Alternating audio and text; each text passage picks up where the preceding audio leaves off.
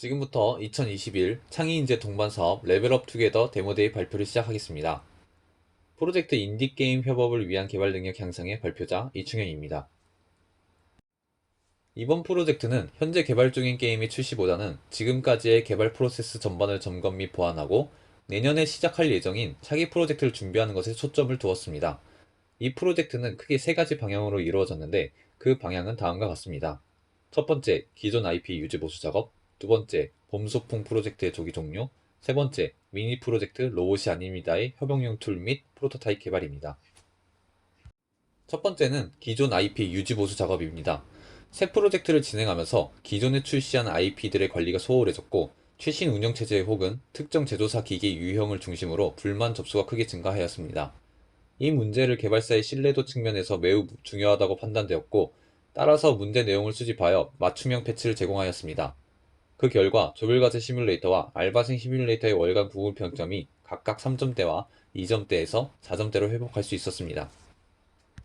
조별과제 시뮬레이터의 경우를 보겠습니다. 조별과제 시뮬레이터는 일부 안드로이드 기기에서 해상도 인식 문제로 인해 메인 화면에 표시되어야 할 UI들이 나타나지 않는 문제가 발생하였습니다. 해당 프로젝트의 경우 개발에 참여한 작품이 아니어서 버그 수정에 난항이 있었고 꽤 오랜 시간을 투자하여 패치를 진행하였습니다. 다음은 알바생 시뮬레이터의 경우입니다. 알바생 시뮬레이터는 유저 편의성 개선을 위해 해상도 패치와 반복성 높은 일부 게임 스테이지에 대해 대사 스킵 기능을 추가하여 업데이트를 진행하였습니다. 두 번째, 봄 소풍 프로젝트의 조기 종료입니다. 스튜디오 806은 2018년부터 이어져 온 팀 내 강도 높은 개발 문화로 인해 많은 피로가 누적된 상태였고, 봄소풍 프로젝트 또한 새롭게 지정된 개발 비전과 맞지 않다는 내부 판단이 있어 개발에 난항이 있었습니다. 따라서 한 차례 리빌딩 후 프로토타입을 제작하였고, 시장성을 검토한 후 최종적으로 종결 처리를 하게 되었습니다. 개발팀은 전원 2주간 휴식 후 팀을 재정비한 뒤 새 프로젝트를 진행하게 되었습니다. 그렇게 하여 기획된 새 프로젝트는 로봇이 아닙니다라는 미니 프로젝트입니다. 이 프로젝트는 안사요 다크 패턴 시뮬레이터라는 이름의 차기작에 포함된 미니게임입니다.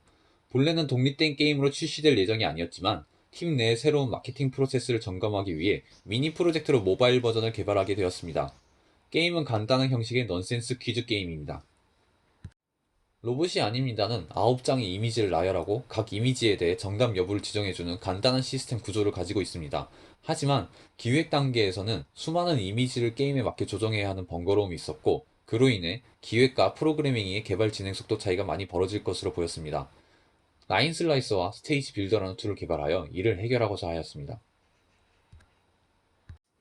협업용 툴들을 하나씩 살펴보겠습니다.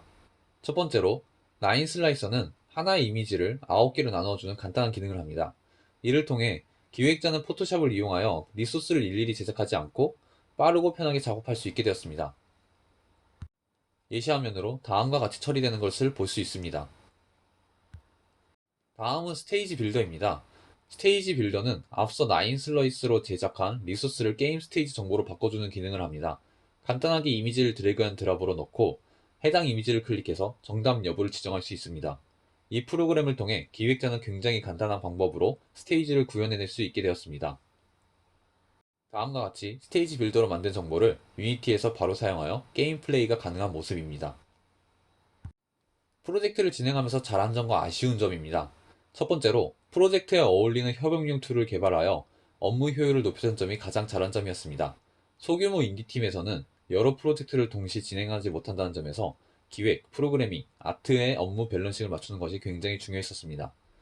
개발된 협업용 툴들은 이 문제를 해결하는 데 큰 효과를 발휘하였고, 팀 운영과 개발 효율 증진에 큰 기여를 하였습니다. 아쉬운 점은 프로토타입 제작 단계에 대한 이해도 부족이었습니다.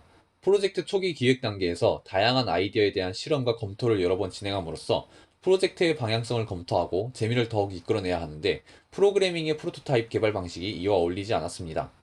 말 그대로 프로토타입을 개발해야 하는데 초기 버전부터 완성도 있는 시스템을 고집하고 있었습니다.